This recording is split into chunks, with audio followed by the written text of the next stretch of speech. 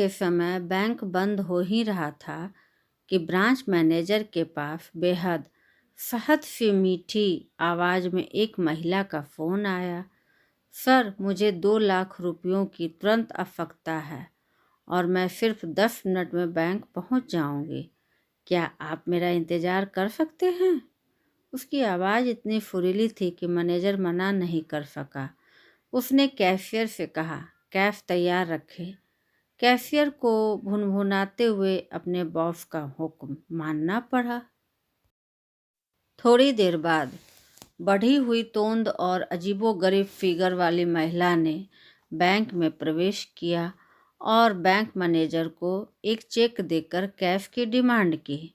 Manager ने उस महिला को देख तुरंत अपना इरादा बदल दिया और गुस्से में कहा, देखिए मैडम, आज का कैश क्लोज हो चुका है, इसलिए आप कल आइए। कैशियर जो रेडी था उसने मैनेजर से पूछा, अगर महिला को कैश नहीं देना था तो हमने इंतज़ार क्यों किया? मैनेजर, देख भाई, मैं उसकी हेल्प तो करना चाहता था, लेकिन यह बैंकिंग का अंतर्राष्ट्रीय नियम है। If words and figure don't match, payment will be declined.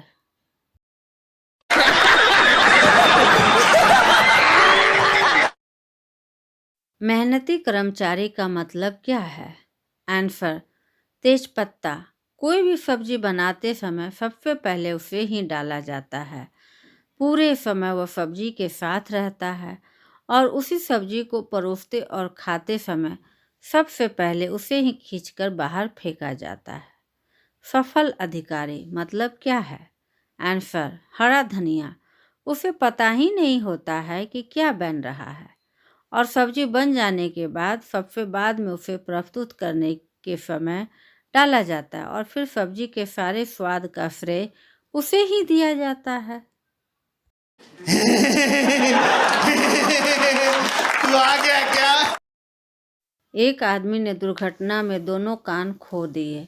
कोई भी प्लास्टिक सर्जन उसका समाधान नहीं कर पाया, तो उसने किसी से सुना कि स्वीडन में कोई सर्जन है जो उसे ठीक कर सकता है और वह उसके पास गया।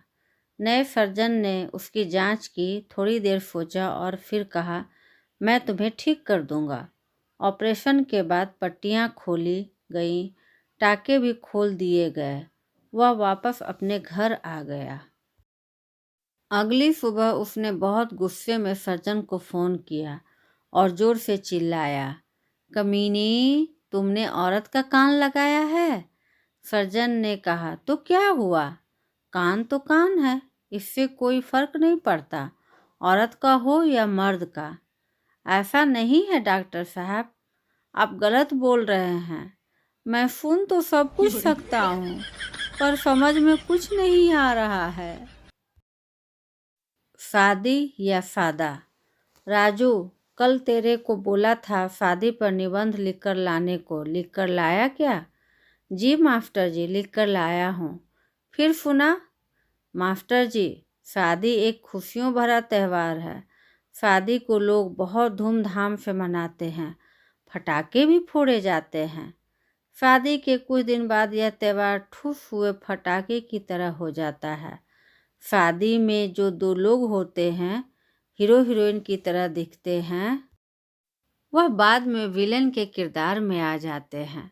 शादी के कुछ महीनों बाद लोग रोने धोने और लड़ने झगड़ने लग जाते हैं। फिर शादी का त्यौहार फीका पड़ जाता है और फिर शादी शादी नहीं रहती, जे एक बहुत बड़ा सादा बन जाता है। थैंक यू मास्टर जी। बैठ जाऊं? बैठ जा, मेरा तो दिल ही बैठा दिया निबंध सुनाकर। अटल जी जनसंख्या समस्या पर भाषण दे रहे थे। भाषण में परिवार नियोजन जैसे उपाय अपनाने पर भी जोर दे रहे थे। लालू जी पीछे बैठे बहुत देर तक सुनते रहे। आखिरकार उनसे रहा नहीं गया तो बोले, अटल जी आप चुप रहिए।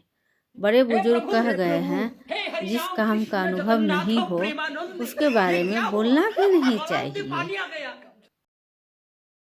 जीवन का कड़वा सच, शादी के लिए आए गंजे लड़कों की फोटो रिजेक्ट करने वाले 90% लड़कियों को शादी के 10 साल बाद गंजे पति के साथ ही रहना पड़ता है और शादी के लिए देखी मोटी लड़कियों को रिजेक्ट करने वाले 90% लड़कों को 2-3 साल में ही मोटी बीवी के साथ रहना पड़ता है।